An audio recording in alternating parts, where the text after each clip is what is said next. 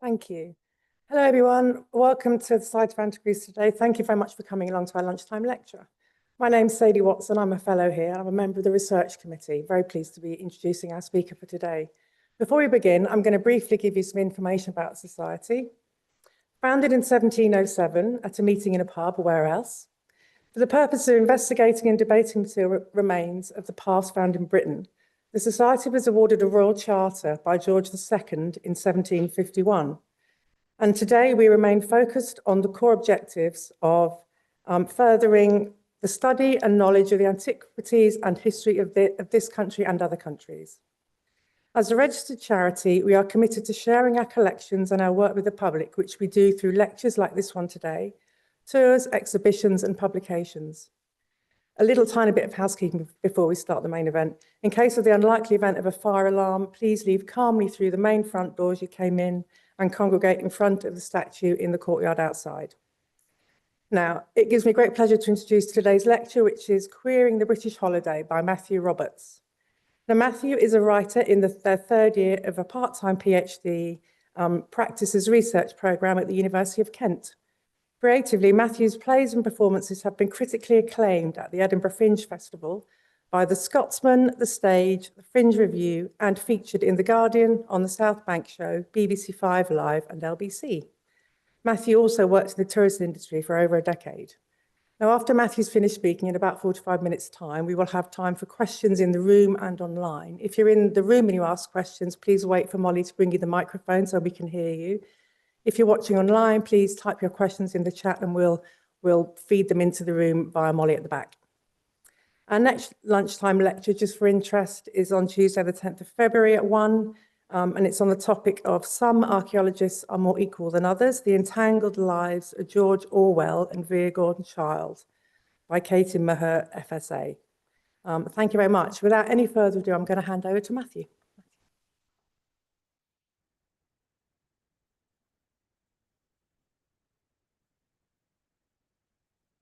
Firstly, thank you. Thank you all for being here in the room with me. Thank you for those online. And thank you for those people who will be watching this recording.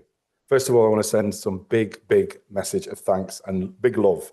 Thank you to the General Secretary of the Society of Antiquaries, Natasha McEnroe, and Dr. Anushka Lester, who is the Programme Development here. This is beyond inclusive. And I also want to say a massive thank you to my two PhD supervisors at the University of Kent, Dr. Declan Kavanagh and Dr. Declan Whiffin. Also, the team at the University of Kent who run the Special Collections Archive. And also I want to say a massive thank you for the History of Advertising Trust in Beccles, which is home to the Butlin's Heritage Collection. And again, a massive thank you to the Bishopsgate Institute in London, who holds the largest LGBTQI plus archive in the UK. You get a scope of the research through these attitude of gratitude. And thank you to the British Society of 18th Century Studies, who've awarded me 2 bursaries. I was able to present at their annual conference in 2024 and recently in January 2026, both held at Oxford University. And a massive thanks to Queer Britain Museum, not only being the UK's first and only LGBT museum, it's a very special place to be and volunteer. Right. Prologue. Holidays. I'm not going to say eat a cream egg, but how do you do yours? How do you do your holidays? Where are you going to go on holiday this year? Where did you go last year? Where are you planning on going next year? As we go through this lecture, I want the tide of your imagination and your nostalgia and those childhood holidays to filter through. For me, feeling different at home, but feeling at home in a holiday camp. The holiday camp became a camp closet. Feeling different there, but feeling at home here. And I think what's really interesting about as we go through this idea of queering the British holiday, a holiday camp, a place that is normalized, the far from the norm. And I love the larger than life events, the fancy dresses. They provided a space of safety for a queer little me. Now, this idea of using these memories, I want to bring in this idea of intersectionality, to consider intersectionality with these memories. And Crenshaw in 1989 thought about how race and gender and class and sexuality intersect and overlap. And I want that to overlap on the memories of those waves, to think about the themes of oppression, discrimination, and privilege within the context of the holiday. If we took a holiday, what actually is a holiday? What is a British holiday? And what does queering the British holiday mean? Now, I need to state very, very clearly from the very outset my current position. Liminality, the liminal space, betwixt and between time and space, where we are other than what we are in our working life.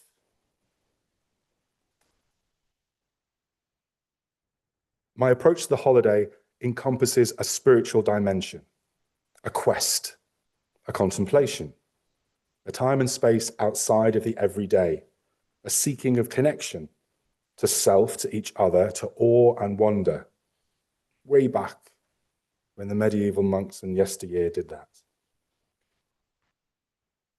The seaside. I am rooted in the idea of seasides and holiday camps in post-war Britain and the impact of holidays with pay when the law was changed in 1938. And this post-war Britain, this culture, this collective, bolstered not only mass tourism, but it bolstered a sense of national identity, especially for working class mass tourism. And what does queering the British holiday mean to me? Jack Halberstam's work uses the word wild, wildness, interchangeably with queerness. Now, therefore, I'm not going to be talking about queer sex, but queer sensibility. Not wild sex, but a sensibility for holiday wildness. There's two quotes I want to focus on and linger here. Wildness, the wild, a journey out of order and into the swift, ever-changing currents of the ocean. Wildness has conjured anarchy, embodiment beyond identity. Wildness of neither utopia nor dystopia. It is a force we live with and a way of being that we are organizing out of existence. If I may be so bold just to go back here. Firstly, I read the wild as a journey out of order, as a journey for Gulliver on his travels, out of the order of heteronormativity in the 18th century. Secondly, I read the swift ever-changing currents as Halberstam's nod, not only to Jonathan Swift's 18th century ever-changing currents, which Gulliver sailed upon, but a nod to the imaginative portals that lead us to shores in the 21st century, where queerness and otherness are met with revulsion and criminalization still. And that force, the idea of wildness as a force being organized out of existence, I read as a resistance to filth. More of that later. So this title, Queering the British Holiday, or When Billy Met John, Jonathan, and Tilley. And by that I mean Billy Butlin, John Vanbrugh, Jonathan Swift, and Vesta Tilley. There they are, beautiful. Now, this is not going to be presented in a linear way, but queer time. The space is that of the beach, of the ocean, especially on a wet weather like today. So Billy Butlin rooted now just for some milestones. 1936, it's 90 years since the first Butlin's holiday in Skegness. John Vanbrugh, the playwright, the architect, 300 years since his death.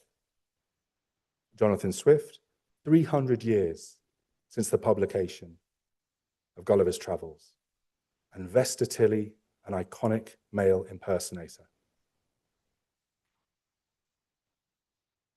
What's their connection? Passports. They offer us passports. They offer us passports to travel into imaginative places and lands, in the theatre, or on the world of the coast and the coastline. They offer different ideas of what we perceive as pleasure and leisure. Now, Margaret Weary in 2023 in Theatre and Tourism talks about how theatre and tourism are kindred practices. This is very important for me in terms of thinking about a practice-based PhD and constructing a play. Both experiences offer temporary escape to different, sometimes distant places and times. Both immerse you in others' lives and other ways of living. Both mix fantasy and pleasure and play with the promise of authentic cultural knowledge. Whether you travel by plane or bus, or whether you're only in your imagination, that will be your transport. Tourism and the theatre offer embodied presence. Being there is of the essence.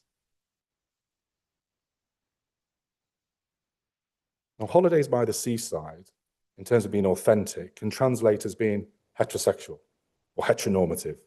Culture is conforming to heterohistory, and this is what I happily queer.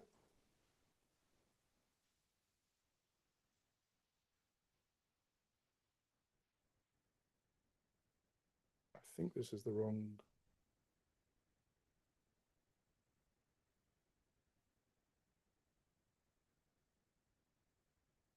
This is the wrong one, but that's okay. What I'm going to do now is structure this in terms of, we've had a look at a prologue, and now we're going to go to Act 1, Act 2, Act 3, Act 4, and Act 5. Act 1, we're going to look at John Vanbrugh. Act 2, we're going to look at Jonathan Swift. Act 3, we're going to look at Vesta Tilley. Act 4, we're going to look at Billy Butlin, and I'm going to close with an epilogue, which is going to be an extract from my play. Now, Act 1, John Vanbrugh, Balderization. What you can see here is a programme from the National Theatre's production of The Relapse by John Vanbrugh in 2001. Not only did I go to the National Theatre archive to watch it again, I actually saw the original. And it was directed by Trevor Nunn, and on the front, you can see Alex Jennings. There's a fantastic quote from Robert T. Harwood, says, "Restoration comedy is a 2-hour holiday for the spirit, a brief escape from the routine and the dull." Now, the critical piece that I have to do is 40,000 words, but I want to honour what John Vanbrugh has offered me in terms of a dramatist. His themes, his structure. What we have here, John Vanbrugh's play, The Relapse, 80 years later gets cut, gets sanitised, gets boulderised by Sheridan. The Relapse becomes a trip to Scarborough. What we have here is the character of Coupler, a sodomite. And Vanbrugh characterises him with ideas of old Sodom, old Satan, old lecturer. And he's also the mouthpiece for religious satire. For example, "By my conscience, the young fellows of this age profit no more by their going abroad than they do by going to church." Now, what I have done when I presented at the Canadian Society of 18th Century Studies, I looked at queer Mr. Coupler and trans Mrs. Coupler. I thought what was really interesting, this idea of transing this character, because Sheridan made Mr. Coupler, Mrs. Coupler. But I wanted to see the iterations. I wanted to see the iteration, the metamorphosis of sexual boundaries,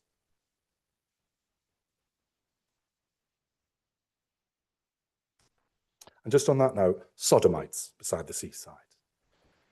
I just want to acknowledge some of the work by Cameron McFarlane, The Sodomite in Fiction and in Satire in 1660 and 1750.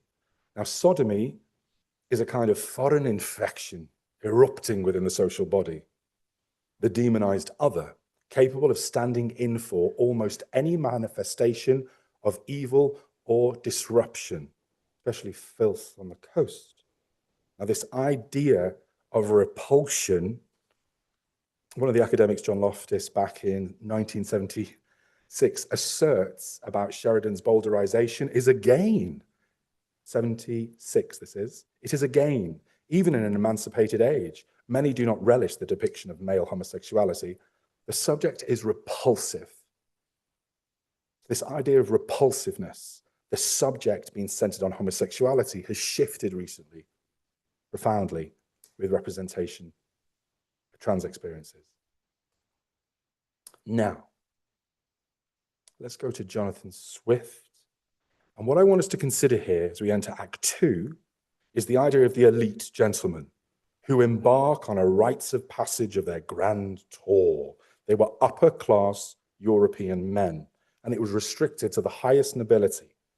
Now, and that existed from about 1660 all the way to the 1840s. And then obviously we have the railroads and Thomas Cook coming in the 1870s. Let's have a look at an extract. Gulliver. This is in part 3, chapter 8, Ancient and Modern History Corrected. Swift has Gulliver delight in his desire to see those ancients who were once renowned for wit and learning, to then be disgusted with modern history. I want us to think about that echo from repulsiveness. Disgusted with modern history. I found how the world has been misled by prostitute writers to ascribe chastity to sodomites. Let's read a bit of filth.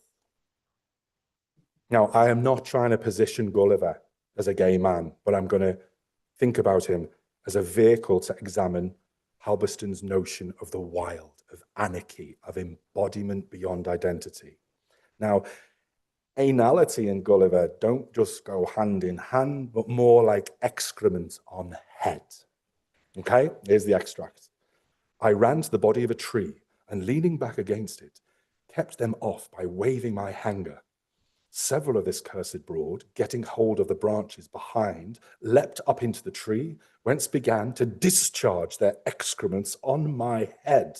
However, I escaped pretty well by sticking close to the stem of the tree, but was almost stifled with the filth which fell about me on every side. Now, this scatological humour, it tempts and teases me to examine more filth.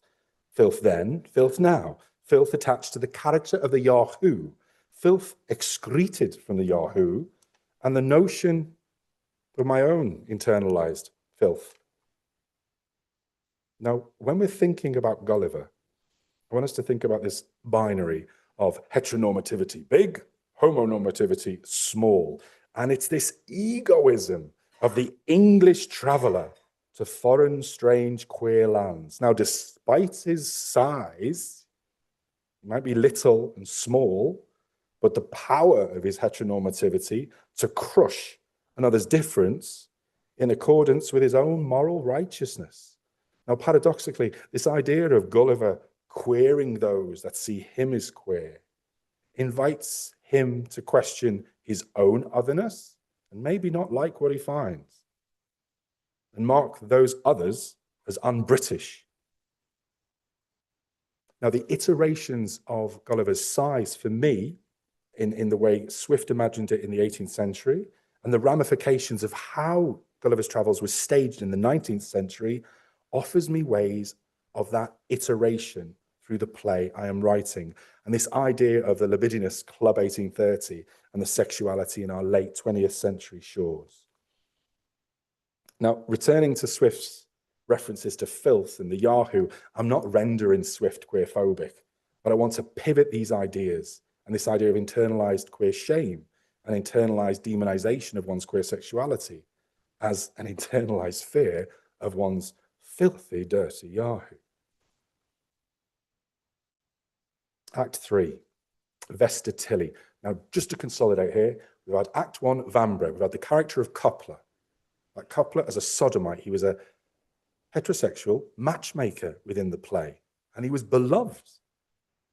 Now we've gone for this idea of othering and animality and Gulliver's desire to control, to dominate, and that connection with the elite men on the grand tour, to now move to Vesta Tilley, the iconic male impersonator. Now, what I want to consider here is this idea of middle-class masculinity and the connotations of effeminacy. This idea that she performed her career, that was a stage name, Vesta Tilley, and her first London season was in 1874, and she performed as a dandy, and that appearance of personal grooming and refined nature and the emulation of the aristocracy, even though you were never part of it. Now, some of the research I've done, obviously there's going to be a theme of the seaside, and you've got here the songs that were written and which they performed: the Seaside Walks, the Seaside Sultan, the Seaside Girl. They all offer liminal spaces by the seaside. They all offer a space for sex and gender to collide, a space where women can impersonate men. And I'm going to read you one where it has a beautiful theme of mistaken identity. An identity according to one's class, and an identity according to one's role within the workforce. Let's have a look at this one, the Seaside Girl. Down on the beach, the stony beach, her stony admirers called her Peach. She tells them all of her good family, pedigree, and wealth to be. Men by her presents galore, spend all their cash, wire home for more. And what a capture they think is the Seaside Girl. She says lords and dukes adore her, names an earl who knelt before her. I'm just going to jump to the beautiful briny sea, bobbing about, such a funny affair. In despair, I asked them there, is it a female or a male? The idea of gender ambiguity by the seaside. Mistaken identity. And let's just get to the Sultan. This idea of the Sultan now. The top here. There's a king who reigns by the gay seashore, and a mighty king is he. And each duchess he will see, he's sure to leave his heart to. And the very end is the twist in the tale. This is the seaside sultan. He's the monarch of the pier. But the seaside sultan stood aghast when her dad said, not so fast, of all this chap, the imitation Turk, he's my employee, my office boy, back to work. Now, the idea of playfulness and liminal space and changing the roles of who we are, what we are, where we are, the opportunities, the queer possibilities of that liminal space. And it was out of the conformity of the structure of living a life like that. We're into Act 4. This idea, circling back before we do, we've gone from the elite men, the rakes on the grand tour, to the middle class men, the dandies, the fops, in vaudeville music halls, to both contrast now with representations of working class men and women within the context of the holiday camp. This was a real find. The Butlin Holiday Book, 1949 to 50. Now, this was presented primarily as a family book, and it asserts it is something more than a part of short stories and articles on all kinds of subjects. You will find it a perfect souvenir on your Butlin's holiday.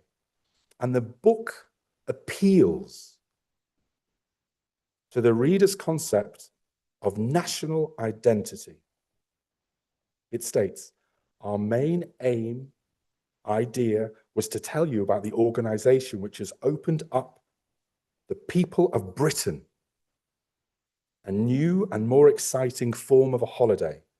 And it is this notion of a people of Britain, and my reading, I mean heterosexual people of Britain, the heterosexual people of Britain who enter the holiday environment to enjoy the normalized structuring of leisure and pleasure.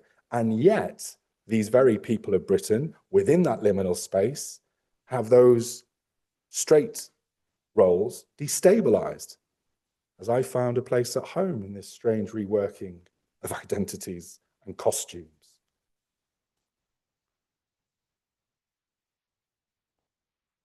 Let's move now from camp to camps to camper and campist. The First World War. You then have the camp Skegness built, 1936. The Second World War, those camps were used. They were used for the training of sailors and soldiers. Get your camper van, where you book in. We're going to Butlin's. And now we have some of the campists' events happening down at Bognor. Shh. Shh. Hush.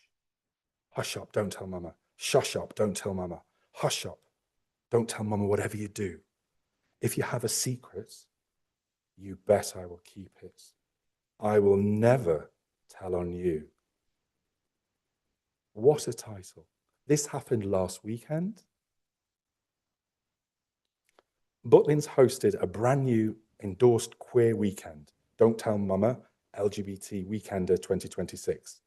Now, the immediate association of this title of this weekend, Don't Tell Mama, echoes the lines from Cabaret, the musical, in 1972. And if we think about the taboos that were happening there in Nazi Germany and the idea of the decriminalization of homosexuality in the 1960s when Cabaret was first performed, this mirroring of time.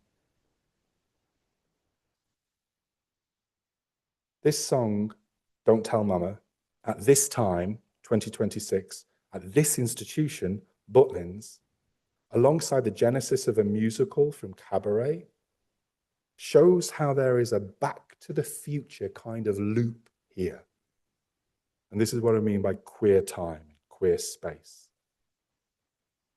So those official narratives from the 50s of Butlin's post-war, of family, of heteronormativity, and the heterosexual male, is now set aside at Butlin's, which interestingly has dropped the LGBT Big Weekender.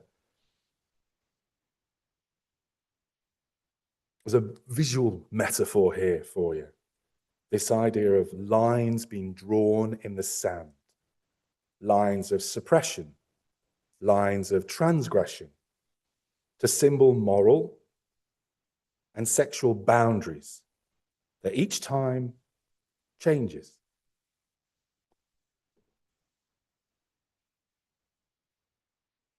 There's some fantastic research by Piers Griffith, The Battle of Butlin's, Vulgarity and Virtue on the North Wales Coast. Even reads like a restoration play. Now this battle talks about the relationship between the landscape, conduct, social order, and national identity in the middle of the 20th century. As a result, there is a summary of the impact of Butlin's on the Northwest, on the North Wales coast from the Northwest. Tilley was one of my first ones. The planting of this leisure space on the coast of rural North Wales disrupted other visions of culture and social order. Again, going back to the idea of wildness, of binaries. Grufford reports how Butlin's defended how the holiday camps were not sites of sexual transgression. If anyone did have anything to confess, they could always go to the camp church. Moving on now to the serious matter of the Wolvenden Report in 1957. Now this is fantastically comic depiction of the hypocrisy of the views of prostitution and homosexuality. The senses of sight and touch are very cleverly deployed here, juxtaposing how a man in power, who is Richard Austin Rabb Butler, a man in power, may view prostitutes, while those men are warned, do not touch. You're not to look at that. And there's the taboo, and going back to those lines in the sand that are changing. and the liminal space that the holiday offers us. To think about our role as British citizens, as British holidaymakers, Brits abroad. Now, what I want to talk about here is how the Wolvenden Report observes public and private consent. You can do that there, but don't do it here. Interesting. You can go over there and do it, but don't do it here.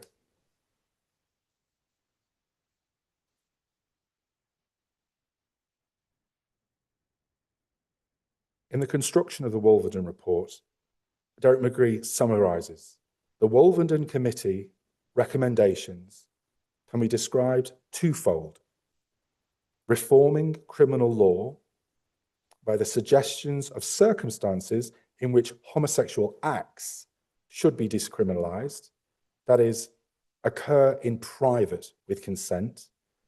And then the second one was about having a tolerable type of homosexual to be tolerated. I want us to think now, as we move into Act 5, let's think about Hogarth. Were those elite men tolerated, acceptable? Were they demonized?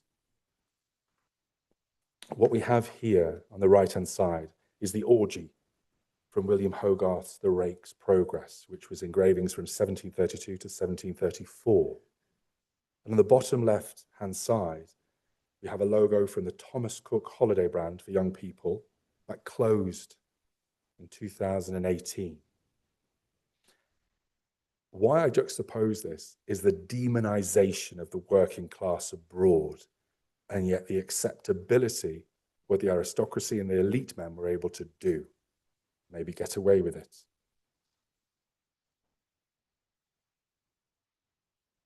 What I would like to think about here is this connection between how these men, same-sex desire, are represented, how they are denied access to places, portals, pleasure, and leisure.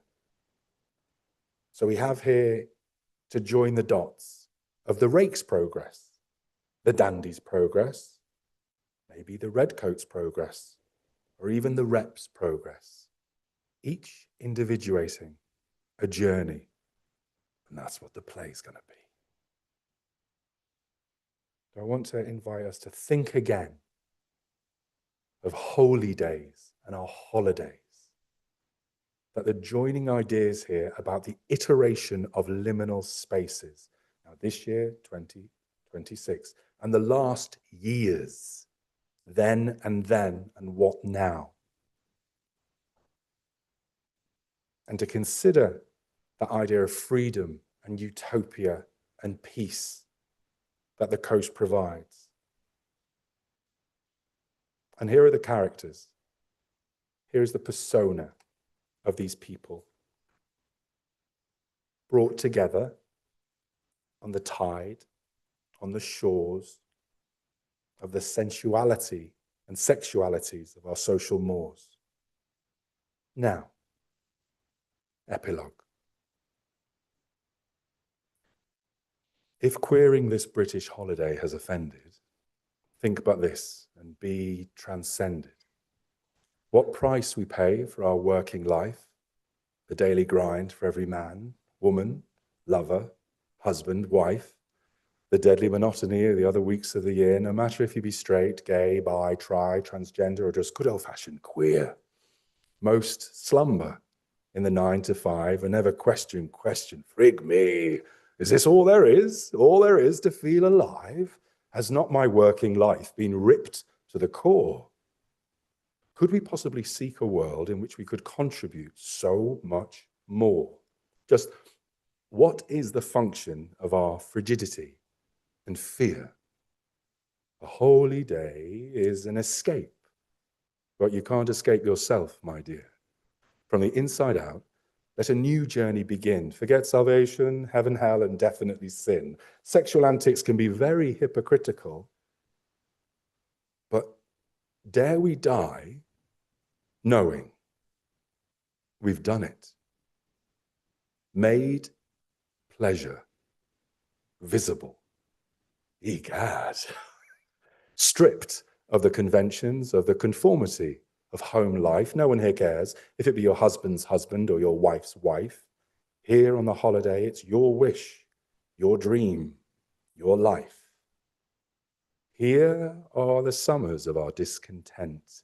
Here, the pilgrims, the medieval men and monks of yesteryear, butched up, boxed up in all their fear of robes and armor, keeping desire at bay, steel mouths to silence their ideas of a language queer or gay.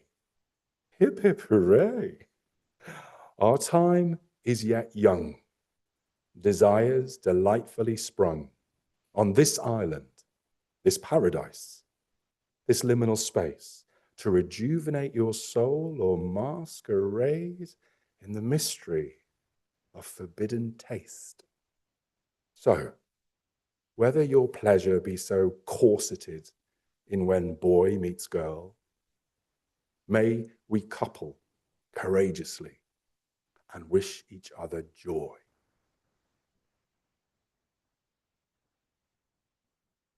Thank you.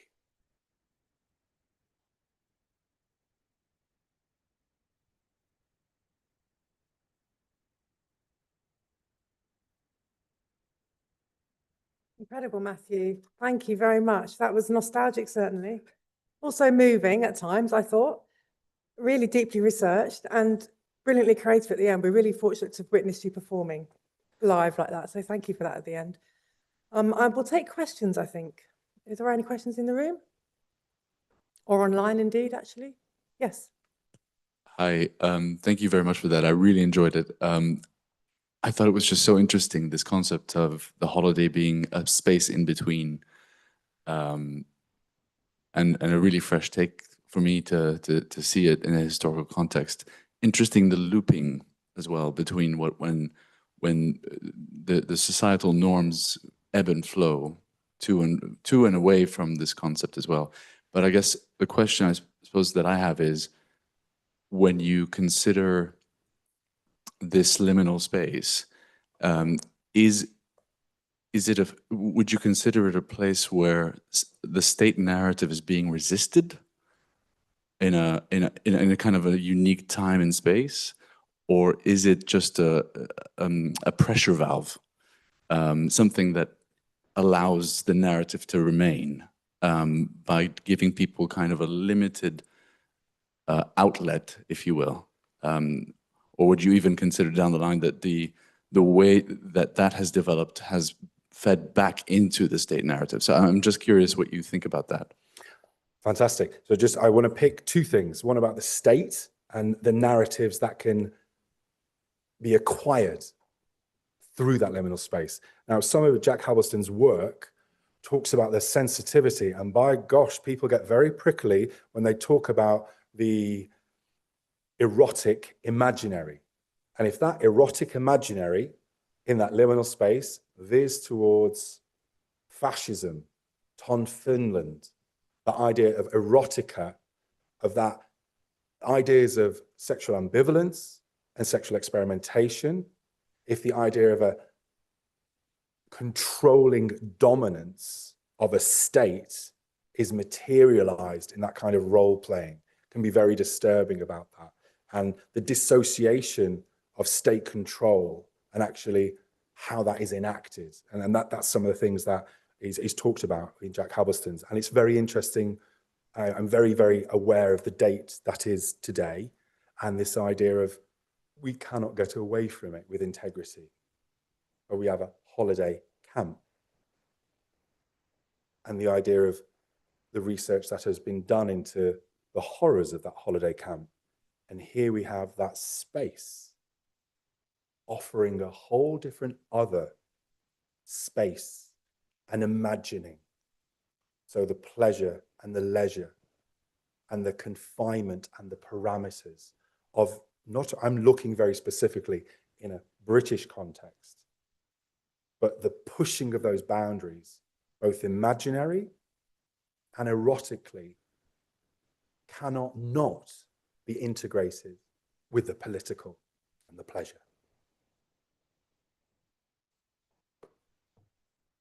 Great question. Yeah, thank you. Any more in the room? Yeah.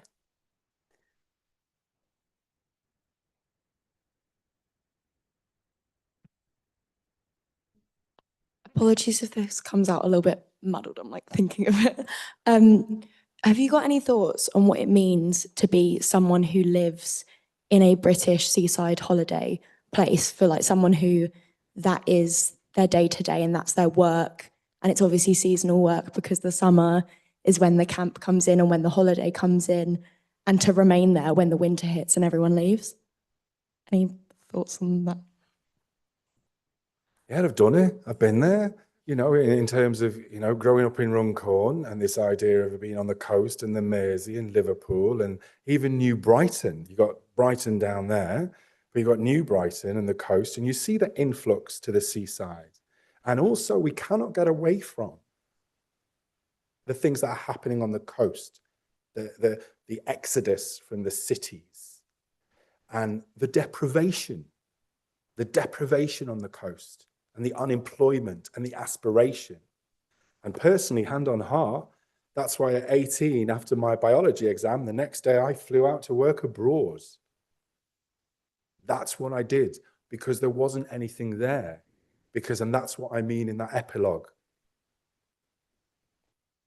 Is that all there is? This working life, the daily grind for every man, woman, lover, husband, wife, the deadly monotony, the other weeks of the year. And I think and just responding, I've never thought of this before, but the elasticity of what that holiday is, they're chained to that place. You see it as freedom, but you get to go away. I'm stuck back here. I'm on my minimum wage. There's your candy floss. There's your toffee apple. Great, you go and have a great time. There's a lilo. But I think that sense of being trapped, because your pleasure palace can be my prison. My prison could be your pleasure palace. And I think that liminality of who gets to escape and who doesn't, but you can't escape yourself. And I think where that's the action. And that what's beautiful is about some of the things that are happening with like Dr. Alan Brody and the idea of living history, living heritage, of the idea of our incredible seaside. You know, it's Dinistintler, it's Carnarvon, it's Pennygroes for me, and even going down the coast.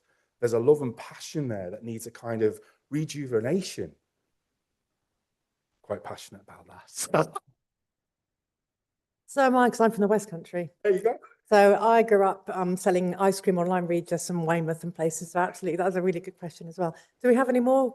Yes. We have a question online. Are the figures like Vesta Tilley avatars for the general holidaymaker and perform gender transgressions on behalf of others? That is, do they enable transgressions by proxy, so to speak?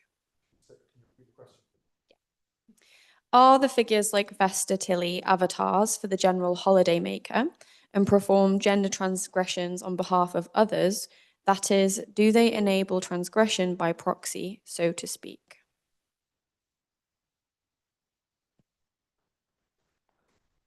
Just some of the research with empathy. And when we watch something, even if it's imaginary, or if we're reading a book, we experience it as real for ourselves. And I think my experience of working in Tenerife, and there used to be this massive drag show. You get these big butch men with their wives and family bawling to death when this incredible drag performer would demask, take all the makeup off, and then be the man he is at the end of the day. That demasking, yes, I do think it offers us a space to feel and think, because we're out of that monotony of being numb, being institutionalized, being in the working mode. And it just allows a space to connect and allows something different to flow.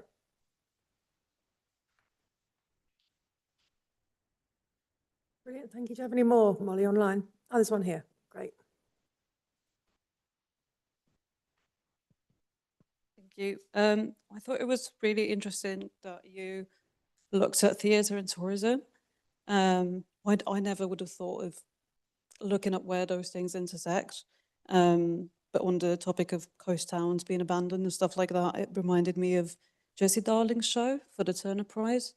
That did win him the Turner Prize, which was about, forgotten seaside towns and communities not receiving the funds and the support they need.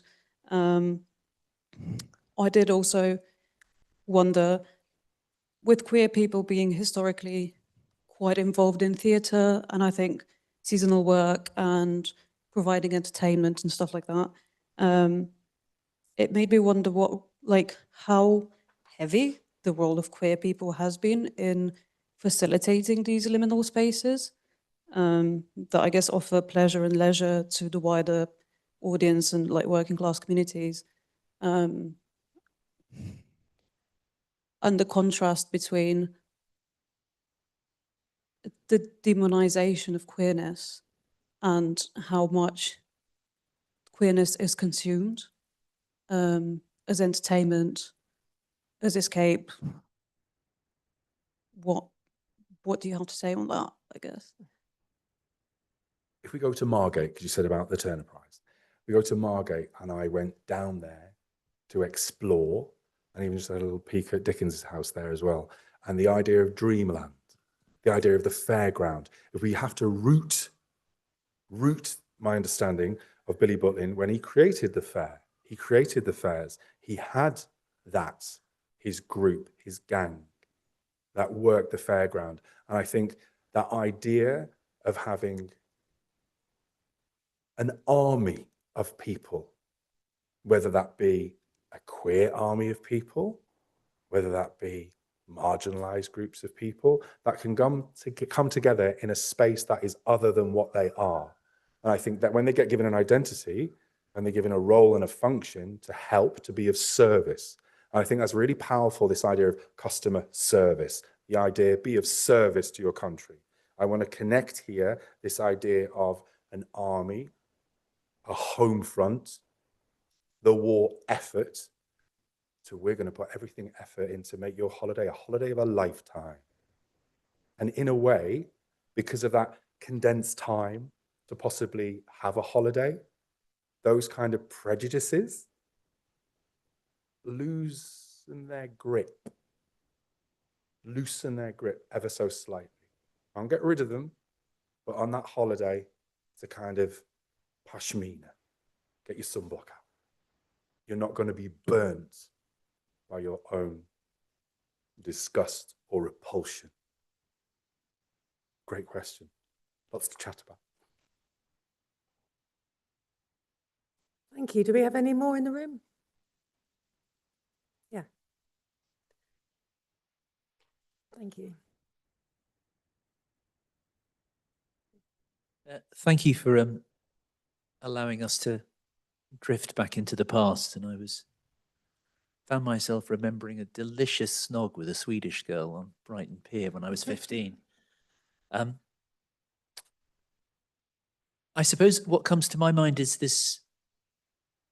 I keep looking at your picture of the sand and the sea and opposites and the clash of opposites. And this place being a place of potential dissolution and solution, that tensions can be resolved, albeit briefly, in this space that is by the sea. And I just wondered about the psychological holiday that we're able to take from that binary position, I am this or that. But that it's a tension that is held by your idea of the camp. It is both an enclosure that protects, but also it's a restraining function. It prevents you. So I wondered if you had anything to think about that. Lovely. There's your badge. There's your badge. Did you do that really well? There's your badge. Did you do that really well? There's your badge. Did you do that really well? There's your badge. There was almost kind of a military medaling of people on holiday. they would be awarded their service in the camps. And I think this idea of how far do you allow yourself to drift? I must go on a retreat, or I must go to, go over there. Wherever you go, there you are. And I think the idea of those clashes and those opposites, if people just dare to stand up slowly and walk slowly out of a room, that kind of relaxed nature can happen right here and now. The idea of meditation.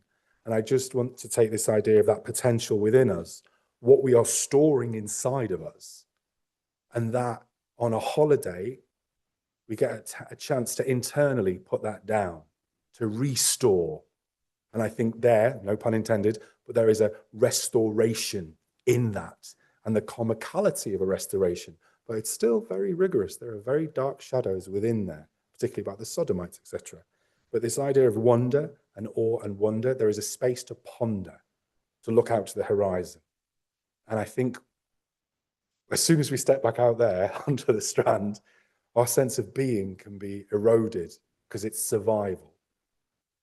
That idea of the adrenaline, the cortisol of living in the society we live now. I mean, give yourself a holiday.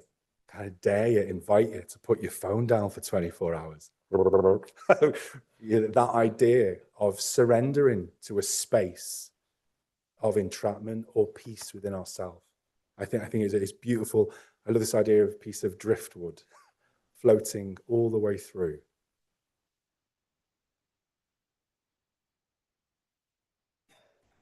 All good?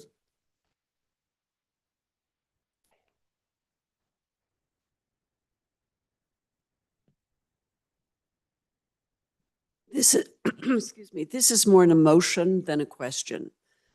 As you were just answering this gentleman's question, and I feel a little weepy saying this somehow, I wish we all could more integrate that freedom, that openness that we get on holiday, however you define it, whatever it looks like for you, with those working days, that holidays are designed to escape. And I've been fortunate in my life to be able to integrate my work and my play. I have a peculiar ideas of what play is. It often looks like work to people, but it's my play. And I think my husband would agree, I found a lot of myself in what others think is a holiday. And I find a lot of joy and play in what people define as my work. What that has to do with your essential message, I don't know, but I've loved the talk, and I just felt moved to say that.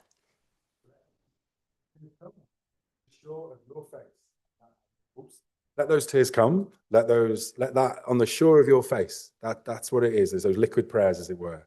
It allows that emotion. If you feel connected like that, what an absolute joy. What an absolute joy. That's what I mean.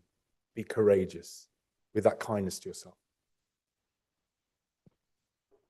We've got one more with Molly online and one more in the room, and I think that's probably going to have to be it. But Molly, you first. Thank you. Thank you.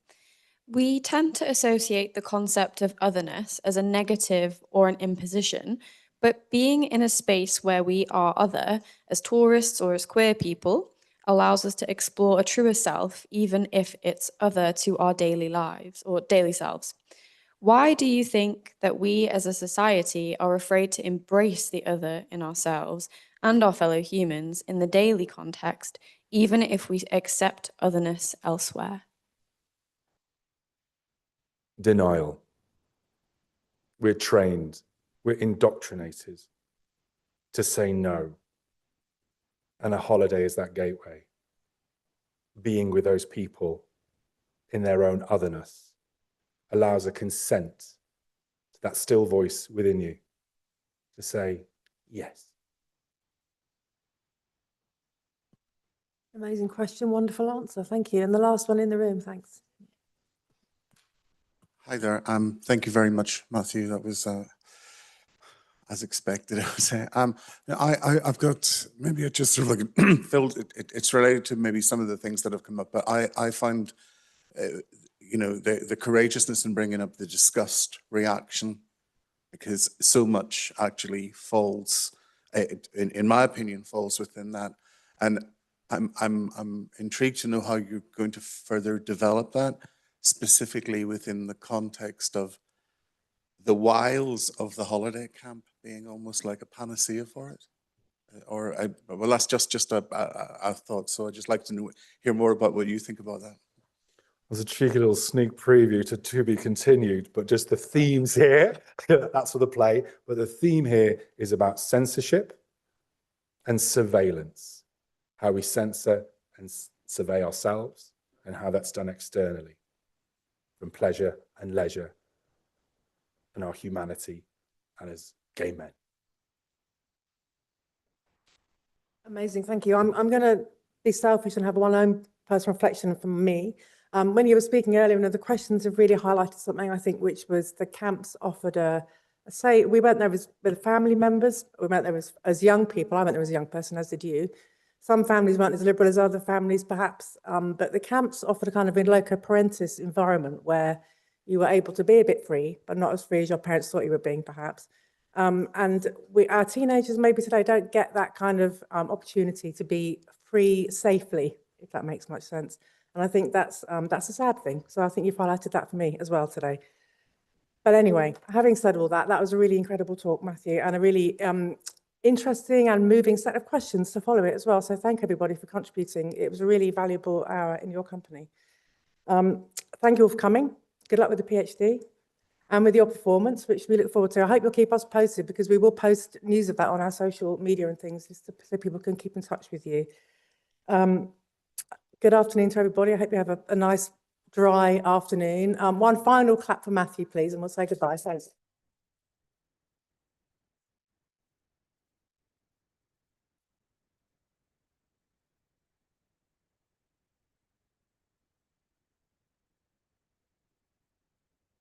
Coffee at Zadell. If anyone wants to carry on the conversation, it's just 10 minutes down there, Oxford Circus. Just grab a coffee at Zadell. No pressure. If you want to have a chat, that's where it'll be. See you there.